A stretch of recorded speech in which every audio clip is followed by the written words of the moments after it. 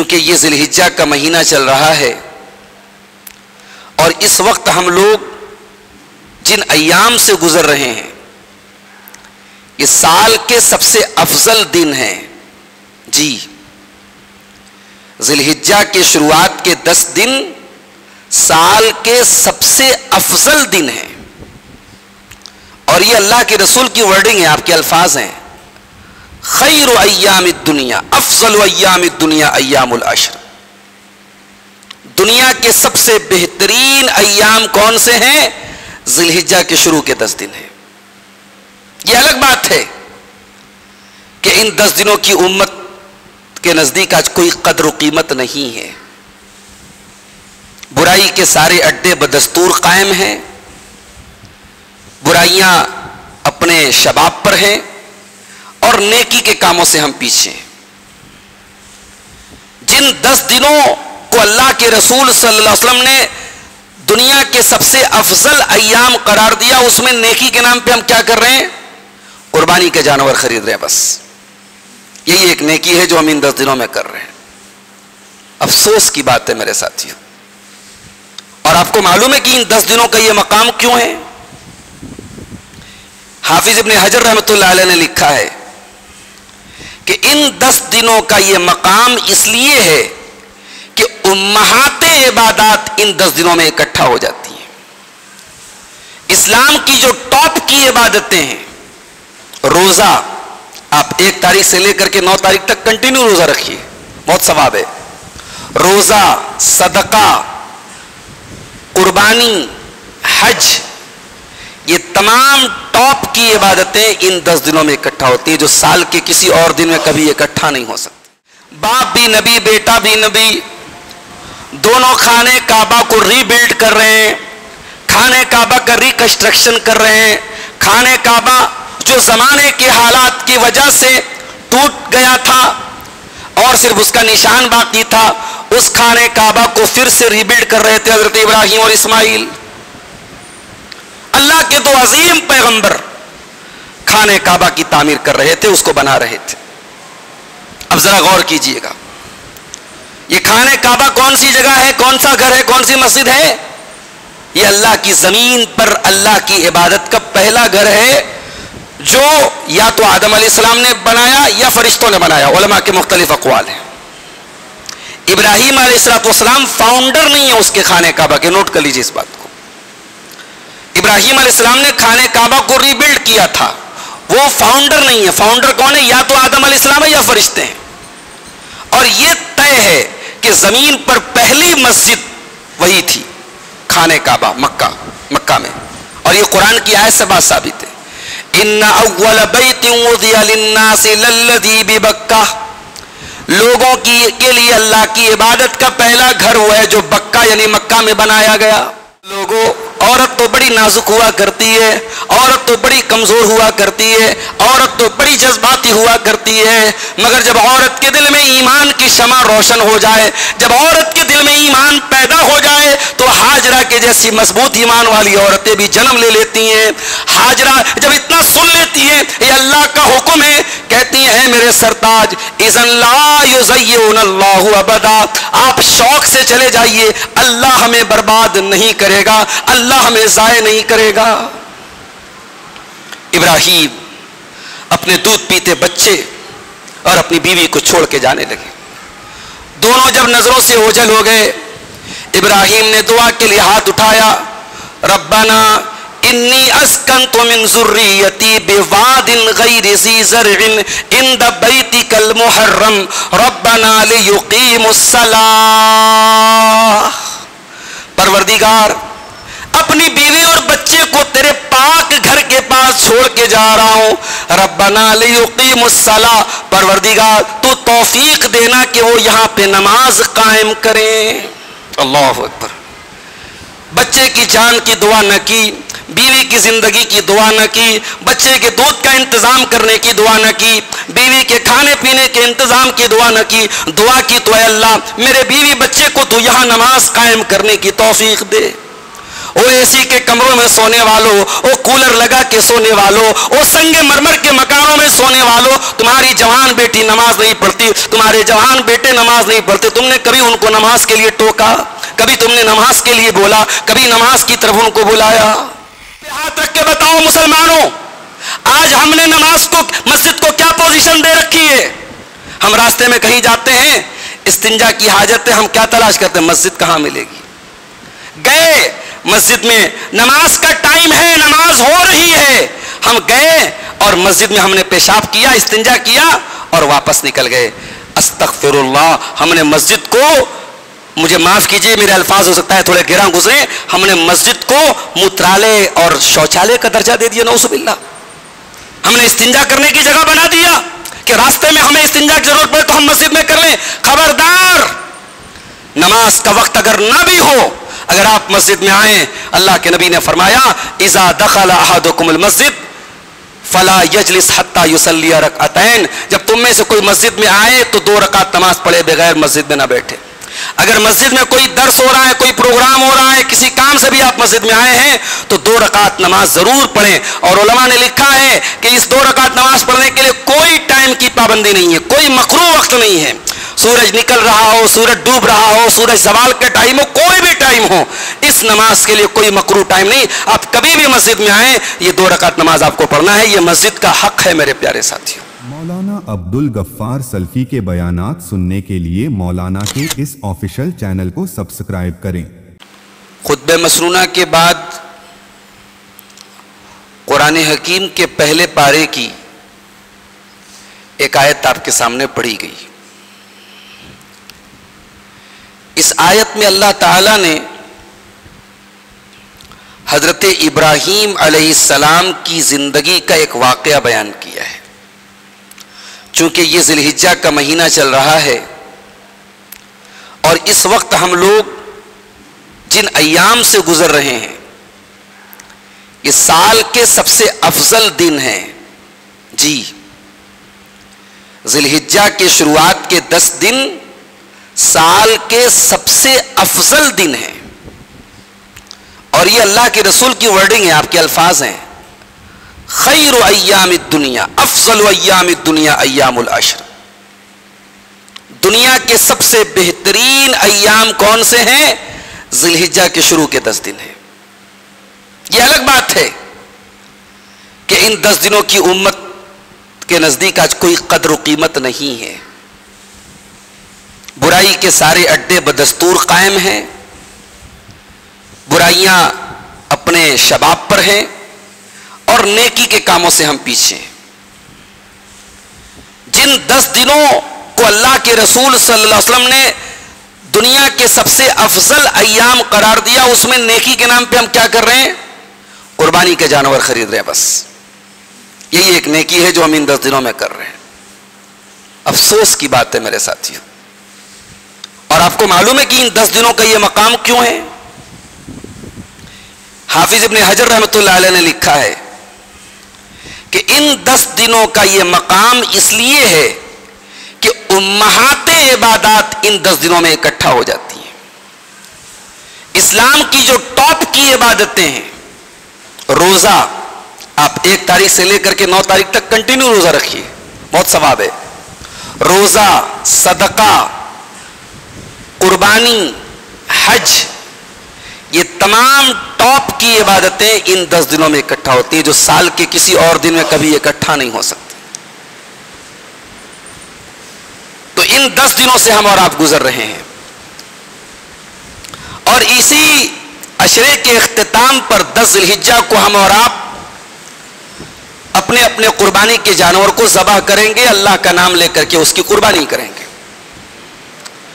ये कुर्बानी जिस अजीम पैगंबर की सुन्नत को हम जिंदा करते हैं, उनका नाम है इब्राहीम अलैहिस्सलातु वस्सलाम।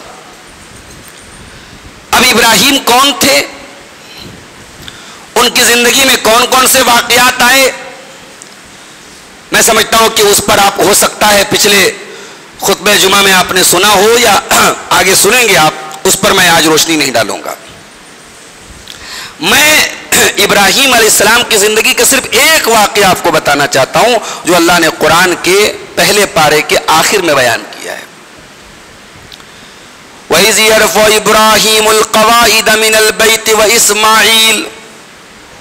یاد کرو جب میرا بندہ ابراہیم خانہ کعبہ کی بنیادوں کو اٹھا رہا تھا، خانہ کعبہ کو بنا رہا تھا، اللہ کے گھر کو بنا رہا تھا. وہ اسماعیل، اور ان کا بیٹا اسماعیل بھی اپنے باپ کا ساتھ دے رہا تھا. باپ بھی نبی، بیٹا بھی نبی، دونوں خانہ کعبہ کو ری بلڈ کر رہے ہیں، خانہ کعبہ کا ریکنسٹرکشن کر رہے ہیں. خانہ کعبہ جو زمانے کے حالات کی وجہ سے ٹوٹ گیا تھا اور صرف اس کا نشان باقی تھا، اس خانہ کعبہ کو پھر سے ری بلڈ کر رہے تھے حضرت ابراہیم اور اسماعیل. اللہ کے دو عظیم پیغمبر خانہ کعبہ کی تعمیر کر رہے تھے، اس کو بنا رہے تھے. اب ذرا غور کیجئے گا، یہ خانہ کعبہ کون سی جگہ ہے، کون سا گھر ہے، کون سی مسجد ہے؟ یہ اللہ کی زمین پر اللہ کی عبادت کا پہلا گھر ہے جو یا تو آدم علیہ السلام نے بنایا یا فرشتوں نے بنایا. علماء کے مختلف اقوال ہیں. ابراہیم علیہ السلام فاؤنڈر نہیں ہے اس کے خانہ کعبہ کے، نوٹ کر لیجیے اس بات کو. ابراہیم علیہ السلام نے خانہ کعبہ کو ری بلڈ کیا تھا، وہ فاؤنڈر نہیں ہے. فاؤنڈر کون ہے؟ یا تو آدم علیہ السلام ہے یا فرشتے ہیں. اور یہ طے ہے کہ زمین پر پہلی مسجد وہی تھی، خانہ کعبہ مکہ میں. اور یہ قرآن کی آیت سے بات ثابت ہے. ان اول بیت وضع للناس للذی ببکہ، لوگوں کے لیے اللہ کی عبادت کا پہلا گھر وہ ہے جو بکہ یعنی مکہ میں بنایا گیا. خانہ کعبہ اللہ کی عبادت کا پہلا گھر ہے جو حالات کے تحت جس کا نشان مٹ گیا تھا اس کو حضرت ابراہیم اور اسماعیل پھر سے بنا رہے تھے. اتنا بڑا کام کر رہے ہیں، اتنا عظیم الشان کام کر رہے ہیں. ہم اور آج مسجد میں چند روپے چندہ دے دیں تو ہم چاہتے ہیں دنیا ہمارا نام لے، اخبار میں نام آ جائے، اشتہاروں میں نام آ جائے، مائک میں نام کا اعلان کیا جائے. اخلاص دیکھو ابراہیم اور اسماعیل علیہ السلام کا، اتنی بڑی عبادت، اتنا بڑا نیکی کا کام کر رہے ہیں اور زبان پر کوئی فخر و غرور نہیں ہے، کوئی تعلی نہیں ہے، کوئی بڑائی کا اظہار نہیں ہے. باپ اور بیٹا لیبر اور مستری بن کے کام کر رہے ہیں. میرے پیارے ساتھیوں، آپ کے گھر میں کنسٹرکشن کا کام ہوتا ہے، آپ خود کھڑے ہو کے نگرانی کر کے بنواتے ہو. مسجد بنتی ہے، ہم نماز اس میں پڑھنے آتے ہیں، جمعہ پڑھنے آتے ہیں. مسجد بن رہی ہے، کیسے بن رہی ہے ہم ایک نظر ڈال کے دیکھنے کی کوشش بھی نہیں کرتے. آپ کے گھر کی آپ کی نظر میں اہمیت ہے، اللہ کے گھر کی نظر، اللہ کے گھر کی کوئی اہمیت نہیں آپ کی نظر میں. ارے ہو سکے تو کبھی اس مسجد کی تعمیر میں کوئی ایک اینٹ اٹھا کے کسی مزدور کو دے دو کہ قیامت کے دن وہ اینٹ اٹھانے کا ثواب بھی آپ کے نام اعمال میں لکھا جائے. اس مسجد کی بنیاد میں کہیں آپ کا کوئی ایک پسینے کا ایک بوند گر جائے تو شاید وہ ہماری اور آپ کی نجات کا ذریعہ بن جائے. میرے ساتھی، یہ کوئی حقیر کام نہیں ہے مسجد بنانا، یہ کوئی معمولی کام نہیں ہے، یہ اللہ والوں کا کام ہے. اللہ سب سے اپنا گھر نہیں بنواتا ہے. بہت اللہ کے گنے چنے بندے ہوتے ہیں جن کو اللہ اپنا گھر بنانے کی توفیق دیتا ہے. ابراہیم اور اسماعیل خانہ کعبہ کو بنا رہے ہیں اور زبان پر کیا دعا ہے؟ ربنا تقبل منا انک انت السمیع العلیم. پروردگار ہماری اس نیکی کو تو قبول فرما لے، ہمارے اس عمل کو تو قبول فرما لے. تو دعاؤں کو سننے والا، تو دلوں کا حال جاننے والا ہے. اس آیت کو پڑھ کر کے ایک تابعی ہے جن کا نام وہیب ابن ورد ہے، وہ رونے لگتے تھے. حضرت وہیب ابن ورد اس آیت کو پڑھتے تھے تو رونے لگتے تھے زاروں قطار اور کہتے تھے یا خلیل الرحمن، یا خلیل الرحمن، اے اللہ کے خلیل، تبنی قوائم بیت الرحمن، آپ اللہ کے گھر کی دیوار کھڑی کر رہے ہیں، خانہ کعبہ کی دیوار کھڑی کر رہے ہیں، اور اے ابراہیم آپ رو رہے ہیں، آپ کو ڈر ہے کہ کہیں آپ کی یہ نیکی اللہ کیا قبول ہوگی کہ نہیں ہوگی. ہم لوگ تو 1 تولہ نیکی کرتے ہیں اور 1 کلو کی شو کرتے ہیں، چھوٹی چھوٹی نیکیوں پر بڑی بڑی باتیں کرتے ہیں. یہاں ابراہیم علیہ السلام اور اسماعیل علیہ السلام خانہ کعبہ بنا کر کے بھی وہ یہ دعا کرتے ہیں کہ پروردگار تو اس کو قبول فرما لے. اور اللہ نے کیسا قبول کیا؟ جب ابراہیم خانہ کعبہ بنا چکے کیا دعا کرتے ہیں؟ وَإِذْ قَالَ إِبْرَاهِيمُ رَبِّ اجْعَلْ هَٰذَا الْبَلَدَ آمِنًا وَاجْنُبْنِي وَبَنِيَّ أَن نَّعْبُدَ الْأَصْنَامَ. پروردگار یہ خانہ کعبہ تو ہم نے بنا دیا، اب اے اللہ ہم تجھ سے یہ دعا کرتے ہیں کہ تو اس شہر مکہ کو امن والا بنا دے، سکون والا بنا دے، شانتی والا بنا دے. جس دور میں پورے عرب میں ڈاکے پڑتے تھے، چوریاں ہوتی تھیں، لوگ ایک دوسرے کو لوٹ لیا کرتے تھے، خانہ کعبہ کی وجہ سے اس کے آس پاس کا ایریا بالکل سیف تھا، بالکل محفوظ تھا. اسی لیے قرآن کہتا ہے فَلْيَعْبُدُوا رَبَّ هَٰذَا الْبَيْتِ الَّذِي أَطْعَمَهُم مِّن جُوعٍ وَآمَنَهُم مِّن خَوْفٍ. اے خانہ کعبہ کے آس پاس رہنے والوں، اے قریش کے لوگوں، اللہ کا شکریہ ادا کرو، اللہ کی عبادت کرو جو اس گھر کا رب ہے، اور اس گھر کی وجہ سے اس اللہ نے تم کو شانتی دی ہے، سکون دیا ہے. یہ ابراہیم کی دعا تھی. مکہ کل بھی شانتی والا شہر تھا، آج بھی شانتی والا ہے، اور قیامت تک شانتی والا رہے. اور ابراہیم نے ایک دعا اور کی تھی. جب اپنے لخت جگر اسماعیل کو، اپنے دودھ پیتے بچے اسماعیل کو اور اپنی بیوی ہاجرہ کو جب اس خانہ کعبہ کے پاس چھوڑ کے جا رہے تھے، ہائے ہائے ہائے، بیوی نے پوچھا تھا اِلَىٰ مَن تَتْرُكُنَا، اے میرے سرتاج کس کے حوالے کر کے جا رہے ہیں؟ اللہ امرک بہذا، کیا یہ اللہ کا حکم ہے؟ کیا یہ اللہ کا فرمان ہے؟ او مسلمانوں، آج اللہ کے دین کے لیے چند پیسے خرچ کرنے میں ہماری جان نکلتی ہے، اللہ کے دین کے لیے چند منٹ ہمیں لگانے میں ہماری جان نکلتی ہے، اپنے جسم کی انرجی خرچ کرنے میں ہماری جان نکلتی ہے. وہ کیسے لوگ تھے میرے بھائیوں؟ دودھ پیتا بچہ ہے اور بیوی ہے اور بے آب و گیا سرزمین ہے، کوئی آبادی نہیں، کوئی گھر نہیں، کوئی پانی کا قطرہ نہیں، کوئی اناج کا دانہ نہیں، چھوڑ کے جانے لگے. بیوی نے پوچھا اے سرتاج کیا یہ اللہ کا حکم ہے؟ فرمایا ہاں اللہ کا حکم ہے. وہ لوگوں، عورت تو بڑی نازک ہوا کرتی ہے، عورت تو بڑی کمزور ہوا کرتی ہے، عورت تو بڑی جذباتی ہوا کرتی ہے، مگر جب عورت کے دل میں ایمان کی شمع روشن ہو جائے، جب عورت کے دل میں ایمان پیدا ہو جائے تو ہاجرہ کے جیسی مضبوط ایمان والی عورتیں بھی جنم لے لیتی ہیں.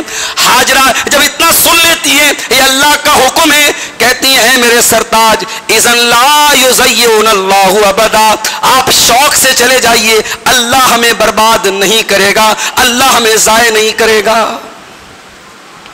ابراہیم اپنے دودھ پیتے بچے اور اپنی بیوی کو چھوڑ کے جانے لگے.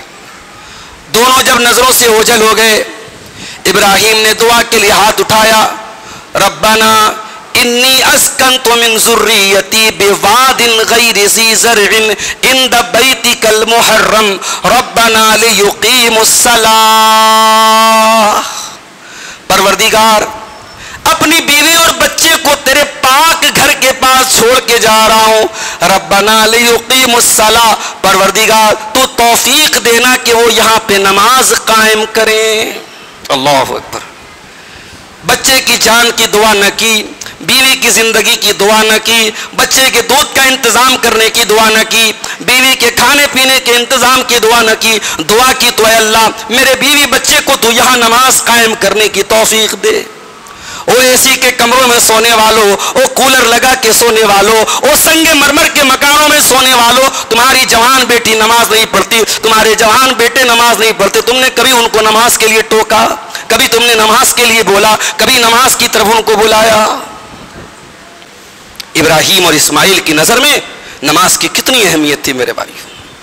کہا کہ اللہ ان کو نماز کو تو توفیق دے. فَاجْعَلْ أَفْئِدَةً مِّنَ النَّاسِ تَهْوِي إِلَيْهِمْ، اور اے اللہ تو لوگوں کے دلوں میں ان کی محبت ڈال دے، اس جگہ کی محبت ڈال دے. ہائے ہائے، اخلاص سے جو دعا نکلتی ہے اس دعا کو بھی اللہ کیسا قبول کرتا ہے. ابراہیم نے ہزاروں برس پہلے یہ دعا کی تھی, ہزاروں برس بدل گئے, صدیاں بدل گئیں, زمانہ کہاں سے کہاں پہنچ گیا, مگر آج بھی اس خانہ کعبہ کو دیکھ لو, کون سا دل ہے جو دیکھ کے مچلتا نہیں ہے, کون سا دل ہے جو دیکھ کے تڑپتا نہیں ہے, کون سی آنکھ ہے جو اس کے دیدار کو ترستی نہیں ہے. جس کے پاس طاقت ہے, مال ہے, پیسہ ہے, وہ بھی جانے کے لیے بے چین ہے. جس کے پاس کچھ نہیں ہے اس سے بھی پوچھو کہ بھئی تیرا جی چاہتا ہے کہ نہیں خانہ کعبہ دیکھنے کا, تیرا دل چاہتا ہے کہ نہیں حج اور عمرہ کرنے کا, اس کا دل بھی کہتا نہیں میرا بھی دل چاہتا ہے. یہ ابراہیم کی دعا کی برکت ہے میرے بھائی. فَجَعَلَ أَفْئِدَةً مِّنَ النَّاسِ تَهْوِي إِلَيْهِمْ, اے اللہ تو لوگوں کے دلوں میں وہاں کی محبت ڈال دے. وَارْزُقْهُم مِّنَ الثَّمَرَاتِ, اور اے اللہ تو میرے بچوں کو پھلوں کی روزی عطا فرما. اولاد کی آخرت کی دعا بھی کیجئے اور دنیا کی دعا بھی کیجئے, اپنی آنے والی نسلوں کی دنیا کی بھی چنتا کیجئے, آخرت کی بھی چنتا کیجئے. کہا اے اللہ ان کو پھلوں کی روزی عطا فرما. مکہ آج بھی کھیتی کا ایریا نہیں ہے, ایگریکلچرل ایریا نہیں ہے, وہاں کی زمین ایگریکلچرل لینڈ نہیں ہے. کھجور کے علاوہ کیا پیدا ہوتا ہے وہاں, لیکن آج بھی آپ مکہ چلے جائیں دنیا کا ہر پھل آپ کو بڑی آسانی سے مل جائے گا. یہ ابراہیم کی دعا کی برکت تھی میرے ساتھیوں. اور ابراہیم جب دعا کر کے چلے گئے اور وہ پانی اور کھجوریں جب ختم ہو گئیں تو اسماعیل کی ماں جن کا نام ہاجرہ تھا اپنے بچے کی تکلیف کو برداشت نہ کر پائیں. بچہ رونے بلکنے لگا تو سب سے قریب میں ایک پہاڑی تھی, صفا کی پہاڑی. حضرت ہاجرہ صفا کے اوپر چڑھتی ہیں اور صفا پہ چڑھنے کے بعد ایسے سر پہ ہاتھ رکھتی ہیں, دور تک نظر ڈالتی ہیں, کوئی اللہ کا بندہ نظر آ جائے, میرے معصوم کے لیے پانی کا انتظام ہو جائے, میرے بچے کی پیاس بجھ جائے, میرے بچے کا رونا بند ہو جائے. کوئی انسان نظر نہ آیا.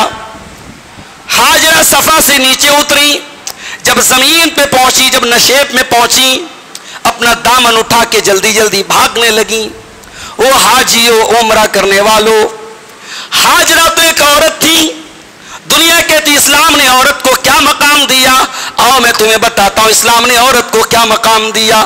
ہزاروں برس پہلے اللہ کی ایک بندی صفا سے مروہ اور مروہ سے صفا کے 7 چکر لگاتی ہے. اللہ کو اس کی یہ ادا اتنی پسند آ جاتی ہے, اللہ قیامت تک کے لیے, حاجیوں کے لیے, عمرہ کرنے والوں کے لیے ان کی عبادت کا ایک حصہ بنا دیتا ہے. جب تک تم میری اس بندی کی سنت کو پورا نہ کرو گے تمہارا حج اور عمرہ کمپلیٹ نہ ہوگا. اور جو لوگ گئے ہیں وہ جانتے ہیں کہ وہاں بیچ میں گرین لائٹ کا ایریا ہے.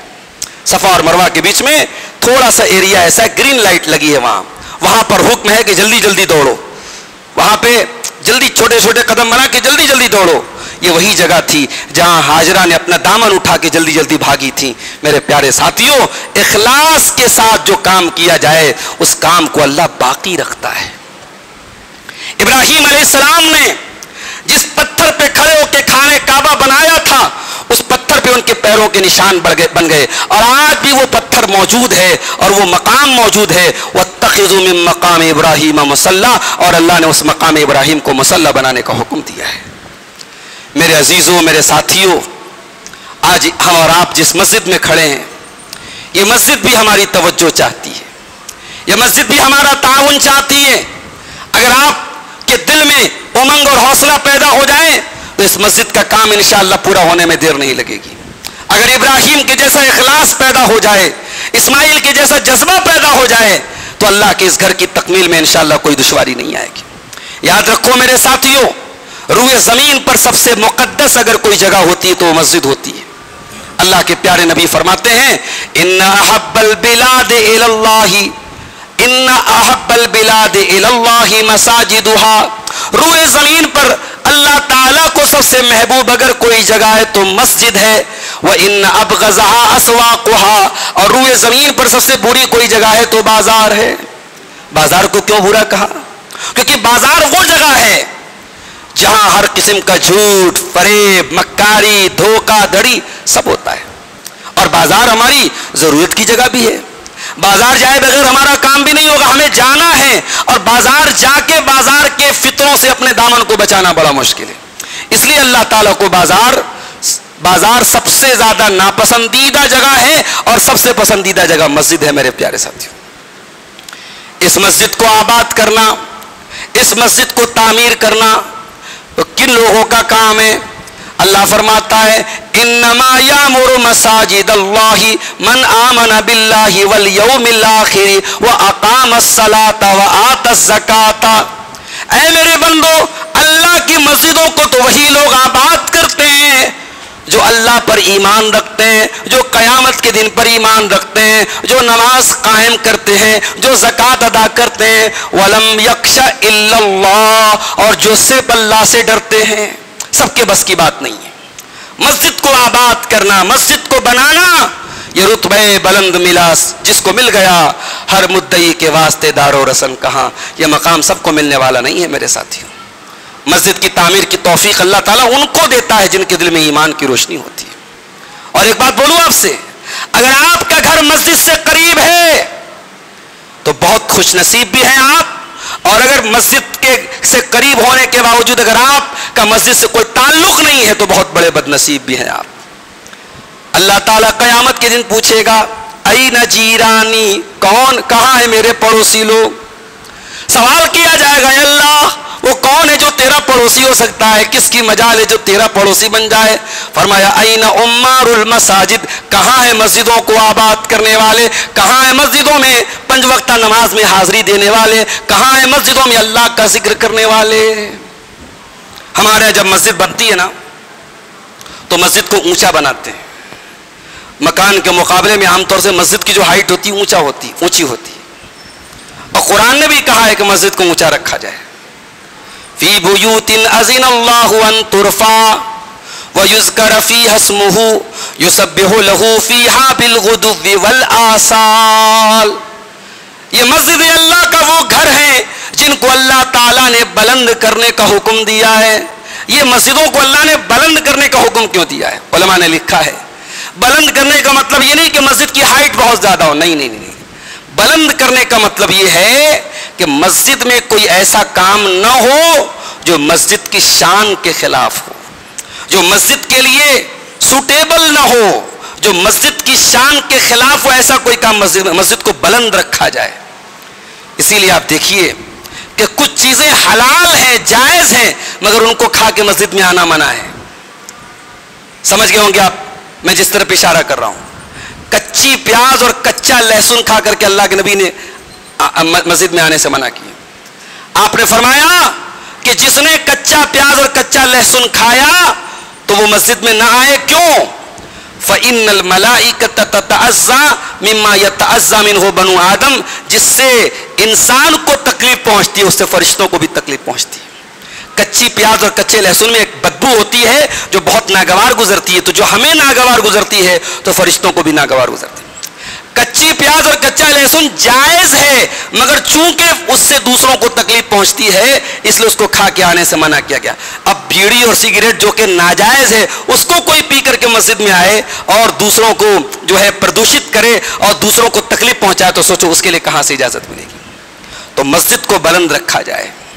مسجد میں گالی گلوچ کرنا، مسجد میں اونچی آواز میں بات کرنا، مسجد میں دنیا کا کوئی کاروبار کرنا منع اور حرام ہے میرے پیارے ساتھیوں. اللہ کے نبی نے فرمایا جب تم کسی کو دیکھو کہ مسجد میں کاروبار کر رہا ہے تو تم کہا کرو لا اربح اللہ بیعک، اللہ تیرے کاروبار میں برکت نہ دے، اللہ تیرے بزنس میں برکت نہ دے.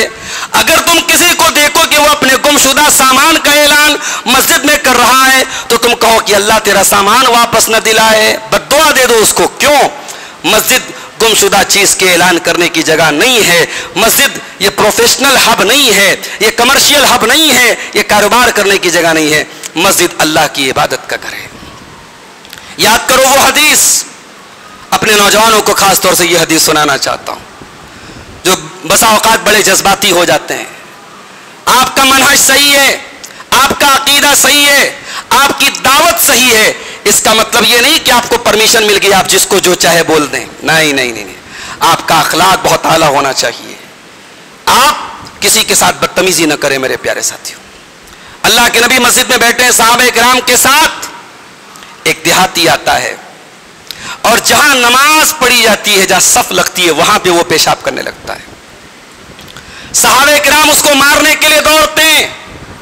اللہ کے نبی کہتے رک جاؤ، لا تظلموہ، اس کو پیشاب کر لینے دو. جب وہ پیشاب کر لیتا ہے، اللہ کے پیارے نبی صحابہ سے کہتے ہیں کہ ایک بالٹی پانی لے آؤ، ایک ڈول پانی لے آؤ، اس کی گندگی کو صاف کرو. اس کے بعد اس دیہاتی کو اپنے پاس بلاتے ہیں اور بڑے پریم سے، بڑے پیار سے، بڑی محبت سے سمجھاتے ہیں. ہمارا تو دنگا ہو جائے گا اگر اتنا کوئی کر دے تو، مسجد میں آ کے کوئی پیشاب کر دے. اللہ کے نبی اس دیہاتی، وہ مسلمان تھا، غیر مسلم نہیں تھا، مسلمان تھا لیکن دیہاتی تھا، نہیں جانتا تھا مسجد کے آداب کو. اس کو بلایا اللہ کے نبی نے اور بڑے پیار سے کہا ان هذه المساجد لا تصلح لهذا، اے اللہ کے بندے، مسجد یہ سب کام کرنے کی جگہ نہیں ہے، مسجد پیشاب اور گندگی کرنے کی جگہ نہیں ہے. انما هي لذکر اللہ عز وجل وتلاوت القرآن والصلاۃ، نماز پڑھنے کے لیے ہے، قرآن پڑھنے کے لیے، اللہ کا ذکر کرنے کے لیے. اب ذرا دل پہ ہاتھ رکھ کے بتاؤ مسلمانوں، آج ہم نے نماز کو، مسجد کو کیا پوزیشن دے رکھی ہے؟ ہم راستے میں کہیں جاتے ہیں، استنجا کی حاجت ہے، ہم کیا تلاش کرتے ہیں؟ مسجد کہاں ملے گی. گئے مسجد میں، نماز کا ٹائم ہے، نماز ہو رہی ہے، ہم گئے اور مسجد میں ہم نے پیشاب کیا، استنجا کیا اور واپس نکل گئے. استغفر اللہ، ہم نے مسجد کو، مجھے معاف کیجئے میرے الفاظ ہو سکتا ہے تھوڑے گراں گزرے، ہم نے مسجد کو موترالے اور شوچالے کا درجہ دے دیا، نعوذ باللہ. ہم نے استنجا کرنے کی جگہ بنا دیا کہ راستے میں ہمیں استنجا کی ضرورت پڑے تو ہم مسجد میں کر لیں. خبردار، نماز کا وقت اگر نہ بھی ہو، اگر آپ مسجد میں آئیں، اللہ کے نبی نے فرمایا اذا دخل احدکم المسجد فلا یجلس حتی یصلی رکعتین، جب تم میں سے کوئی مسجد میں آئے تو 2 رکعت نماز پڑھے بغیر مسجد میں نہ بیٹھے. اگر مسجد میں کوئی درس ہو رہا ہے، کوئی پروگرام ہو رہا ہے، کسی کام سے بھی آپ مسجد میں آئے ہیں تو 2 رکعت نماز ضرور پڑھیں. اور علماء نے لکھا ہے کہ اس 2 رکعت نماز پڑھنے کے لیے کوئی ٹائم کی پابندی نہیں ہے، کوئی مکروہ وقت نہیں ہے. سورج نکل رہا ہو، سورج ڈوب رہا ہو، سورج زوال کے ٹائم ہو، کوئی بھی ٹائم ہو، اس نماز کے لیے کوئی مکروہ ٹائم نہیں. آپ کبھی بھی مسجد میں آئیں، یہ 2 رکعت نماز آپ کو پڑھنا ہے، یہ مسجد کا حق ہے میرے پیارے ساتھیوں. تو قرآن کیا کہہ رہا ہے؟ مسجد کو بلند کیجیے. اور اس مسجد میں صبح شام اللہ کے کچھ بندے تسبیح پڑھتے ہیں. میرے بھائیوں، آج حالات یہ ہیں، ہمارے مسجدیں ٹائم ٹو ٹائم کھلتی ہیں. ظہر کی اذان 12:30 بجے ہے، مؤذن صاحب آئے 12:25 پہ مسجد کھلی اور اس کے بعد 1 بجے جماعت ختم، سنتیں پڑھ لی، تالا بند. یہی تو ہو رہا ہے. اس کی کئی وجہ بھی ہے، کہیں کئی مسجدوں میں چوری بھی ہونے لگتی ہے، مائک چوری ہو گیا، سامان چوری ہو گیا، اس لیے حفاظت کے طور پہ تالا بند کرتے. مگر صحابہ کے دور میں کیا ہوتا تھا؟ صحابہ کے دور میں ایسا ہوتا تھا کہ ایک آدمی ظہر پڑھنے آیا اور ظہر پڑھ کر کے وہ مسجد میں بیٹھ گیا اور بیٹھ کر کے وہ اللہ کا ذکر کر رہا ہے اور یہاں تک کہ عصر کا ٹائم ہو گیا.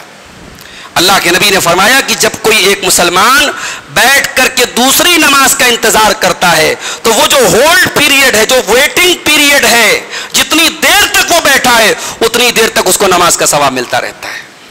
اور خاص طور سے فجر کی نماز میں اگر آپ فجر کی جماعت سے نماز پڑھنے کے بعد اپنی جگہ بیٹھے رہیں یہاں تک کہ سورج نکل جائے، اور سورج نکلنے کے بعد 15-20 منٹ کے بعد جب سورج ایک نیزہ بلند ہو جائے، اس کے بعد آپ اٹھ کر کے 2 رکعت یا 4 رکعت اگر چاشت کی نماز پڑھ لیں، اللہ کے نبی نے فرمایا اس کو 1 حج اور 1 عمرے کا ثواب ملے گا. یہ سب ثواب اللہ تعالیٰ دے رہا ہے اور ہم اتنے بڑے بدنصیب ہم لینے کو تیار نہیں ہیں میرے ساتھیوں. یہ سارا ثواب آپ کو کہیں جانے کی ضرورت نہیں، مسجد میں ملے گا. آپ مسجد سے اپنا تعلق جوڑ دو میرے پیارے ساتھیوں. اللہ فرماتا ہے میرے کچھ بندے صبح شام مسجد کو آباد کرتے ہیں. ان بندوں کی کیا پہچان ہے؟ ذرا غور سے سننا. اللہ فرماتا ہے رجال لا تلہیہم تجارت ولا بیع عن ذکر اللہ. میرے وہ نیک بندے وہ ہوتے ہیں جن کا کاروبار اور جن کا لین دین ان کو نماز سے غافل نہیں کرتا. مجھے معلوم ہے آپ لوگوں میں سے ایک بڑی تعداد بزنس مین لوگوں کی ہے، کاروباری لوگوں کی ہے، دکان پہ کسٹمر کے ساتھ بزی ہیں، سامان کے خرید و فروخت میں بزی ہیں. مگر یاد رکھو مسلمانوں، آپ کا کاروبار نماز سے بڑا نہیں ہے، آپ کا بزنس نماز سے زیادہ امپورٹنٹ نہیں ہے. اگر آپ کا کاروبار چل رہا ہے اور نماز کا ٹائم آ گیا تو اپنے کاروبار سے کہہ دو کہ میری نماز کا ٹائم ہے، نماز سے مت کہو کہ میرے کاروبار کا ٹائم ہے۔ ان الصلاۃ کانت علی المؤمنین کتابا موقوتا، نماز اپنے ٹائم پر فرض ہے۔ آپ اللہ تعالیٰ کیا ایکسکیوز نہیں دے سکتے، یہ بہانہ نہیں دے سکتے میں بہت بزی تھا کاروبار میں نماز چھوڑ دیا۔ نماز اپنے ٹائم پہ آپ کو پڑھنا ہے۔ اللہ کہہ رہا ہے میرے متقی بندوں کی پہچان یہ ہے ان کا کاروبار ان کو نماز سے غافل نہیں کرتا ہے۔ کیوں؟ یخافون یوما تتقلب فیہ القلوب والابصار، وہ اس دن سے ڈرتے ہیں جس دن آنکھیں اور کلیجے اپنی جگہ سے الٹ پلٹ جائیں گے۔ میرے ساتھیوں، میرے عزیزوں، میرے بزرگوں، اس دن سے ڈرو اور نماز کی پابندی کرو اور مسجد کے ساتھ اپنا تعلق ایسا جوڑ لو۔ ابھی یہ مئی کا مہینہ چل رہا ہے، لاسٹ تاریخ چل رہی ہے، ابھی جون باقی ہے۔ گرمی کا عالم دیکھیے آپ، پسینے سے میں تربتر ہو گیا، آدھا گھنٹہ خطبہ دینا مشکل ہو رہا ہے۔ ہم سے یہ گرمی برداشت نہیں ہوتی۔ 9 کروڑ 30 لاکھ میل دور ہے سورج، اور وہ بھی سورج کی پوری روشنی اور پوری کرنیں ہم پر نہیں آ رہی ہیں۔ بہت بڑی گرمی کو اللہ تعالیٰ نے اوزون لیئر کے ذریعے روک کے رکھا ہے، تب ہمارا یہ حال ہے گرمی کا۔ اب آپ سوچو میرے ساتھیوں، قیامت کے دن یہ سورج 1 میل کی دوری پر ہوگا، 1 میل کی دوری پر ہوگا۔ گرمی کا کیا عالم ہوگا، پسینے کا کیا عالم ہوگا، ہمارے تصور کے باہر کی بات ہے۔ اللہ کے نبی فرماتے ہیں قیامت کے دن اللہ تعالیٰ کچھ خوش نصیب بندوں کو اس گرمی سے بچا لے گا، ان کو سایہ عطا کرے گا، ان کو چھایا عطا کرے گا، ان کو دھوپ نہ لگے گی، ان کو گرمی نہ لگے گی۔ لمبی حدیث ہے، وقت کم ہے، میں ان 7 لوگوں میں سے ایک آدمی کا بیان کرنا چاہتا ہوں۔ اللہ کے نبی فرماتے ہیں وَرَجُلٌ قَلْبُهُ مُعَلَّقٌ بِالْمَسَاجِدِ، ان خوش نصیب بندوں میں جن کو اللہ تعالیٰ قیامت کے دن کی گرمی سے بچا لے گا، وہ خوش نصیب بھی ہوگا جس نے اپنے دل کو مسجد کے ساتھ اٹیچ کر لیا ہو، جس کا دل مسجد کے ساتھ اٹیچ ہو گیا ہو، جس کا دل مسجد کے ساتھ لگا ہوا ہو، جس کو مسجد کی فکر ہو، جس کو نماز کی فکر ہو۔ میرے ساتھیوں، نماز کو ایک فارمیلٹی کی طرح نہ پڑھو، مسجد کو ایک اجنبی کی طرف مت فیل کرو، مسجد کو پر اتنی توجہ دو جتنی اپنے گھر میں دیتے ہو۔ میں آج پہلی مرتبہ آپ کے آیا ہوں اور مجھے بڑی خوشی ہوئی کہ ڈالٹن گنج میں ماشاءاللہ یہ ہمارے اہل توحید بھائیوں کی 2 مسجدیں قائم ہیں، اور اس مسجد میں الحمدللہ کنسٹرکشن کا کام چل رہا ہے۔ میں آپ سب سے بڑے ادب اور احترام سے کہنا چاہوں گا کہ اس کار خیر میں اللہ کے بندو ہماری زمین جائیداد، ہمارا روپیہ پیسہ بینک بیلنس سب یہیں پڑا رہ جائے گا۔ اللہ کیا کام دے گا تو یہی نیکیاں ہمارے کام دیں گی۔ من بنا للہ مسجدا بنا اللہ لہ بیتا فی الجنہ۔ دنیا میں بچوں کے لیے پراپرٹی بناتے ہو، فلیٹ خریدتے ہو، زمینیں خریدتے ہو، کچھ انویسٹمنٹ آخرت کے لیے بھی کر دو میرے ساتھیوں۔ جس نے دنیا میں اللہ کے گھر کے لیے انویسٹمنٹ کیا، مسجد کے لیے اس نے حصہ لیا، مسجد کی تعمیر کی، اس کا جنت میں پلاٹ بک ہو رہا ہے، جنت میں اس کا شاندار مکان بن رہا ہے۔ اللہ ہمیں اور آپ کو انویسٹمنٹ کرنے کی دعوت دے رہا ہے، اس سے پیچھے مت رہو میرے ساتھیوں۔ میں امید کرتا ہوں آپ بڑھ چڑھ کر کے انشاءاللہ حصہ لیں گے، اور اگلی بار جب میں آؤں گا اس مسجد کی تعمیر کا کام انشاءاللہ مکمل ہوگا۔ ہم اللہ سے دعا کرتے ہیں رب العالمین ہمیں مسجد سے جڑنے کی اور مسجد کے کاموں میں حصہ لینے کی توفیق عطا فرما۔ جن بھائیوں نے اب تک اس مسجد میں حصہ لیا ہے اللہ تعالیٰ ان کے تعاون کو قبول فرمائے، انہیں مزید توفیق عطا فرمائے، اور جو بھائی اب تک پیچھے رہے ہیں اللہ تعالیٰ انہیں بھی آگے بڑھ کر کے مسجد کے اس کنسٹرکشن کے کام کو مکمل کرنے کی توفیق عطا فرمائے۔ اور جس طریقے سے اللہ تعالیٰ نے ہمیں مسجد کو بنانے کی توفیق دی ہے، مسجد کو 5 ٹائم آباد کرنے کی بھی اللہ تعالیٰ ہمیں توفیق عطا فرمائے۔ مسجد تو بنا لی شب بھر میں ایمان کی حرارت والوں نے، من اپنا پرانا پاپی تھا برسوں میں نمازی بن نہ سکا۔ میرے بھائیوں، جس طریقے سے آپ کو قربانی کی فکر ہوتی ہے، اور لوگ میرے پاس فون کرتے ہیں مولوی صاحب بکرا لایا ہو کان کٹا ہے قربانی ہوگی کہ نہیں، مولوی صاحب بکرا لایا ہو تھوڑی سی سینگ ٹوٹی ہے قربانی ہوگی کہ نہیں ہوگی۔ جس طریقے سے آپ کو اپنی قربانی کے جانوروں کے بارے میں اتنی چنتا اور اتنی فکر ہے، میرے پیارے ساتھیوں، قربانی کرنے والے کو اپنے بارے میں بھی سوچنا چاہیے کہ اگر قربانی کا جانور عیب دار ہے اور وہ اللہ کا قبول نہیں ہوگا تو میرے اندر اتنے بڑے بڑے عیب ہیں، میں نماز نہیں پڑھتا ہوں۔ قربانی کا درجہ تو بہت بعد میں ہے، اسلام میں کلمہ پڑھنے کے بعد دوسرے نمبر پہ کیا ہے؟ نماز ہے، اور میں نماز نہیں پڑھتا हूँ और नमाज की मेरी ज़िंदगी में कोई अहमियत नहीं है और मैं खूब कुर्बानी करता हूँ। मेरे प्यारे साथियों, माफ़ कीजिएगा, मैं फतवा तो नहीं दे रहा हूँ कि बेनमाजी की कुर्बानी कबूल होगी कि नहीं होगी, मगर ये बात ज़रूर याद रखें कि अगर आप कुर्बानी नहीं करेंगे तो आपकी जन्नत खतरे में नहीं है, आपकी आखिरत खतरे में नहीं है। लेकिन आप नमाज की पाबंदी नहीं करेंगे तो आपकी आखिरत ज़रूर खतरे में है, आपकी जन्नत ज़रूर खतरे में है। इसलिए नमाज की पाबंदी कीजिए और अपने बच्चों को भी नमाजी बनाइए, अपने घर की औरतों को भी नमाज की पाबंदी कराइए। अल्लाह ताला हमें इसकी तौफीक अता फरमाए। हमें से जो बीमार हैं अल्लाह उनको शिफाए कामिला अजला अता फरमाए, जो रोजी रोटी से परेशान हैं अल्लाह उनके रिस्क में बरकत अता फरमाए, अल्लाह हलाल रोजी हम सबको अता फरमाए, जब तक दुनिया में जिंदा रखे इस्लाम पर जिंदा रखे और हम सबका खात्मा ईमान पर हो। व आखिर दावाना अनिल हम्दुलिल्लाहि रब्बिल आलमीन।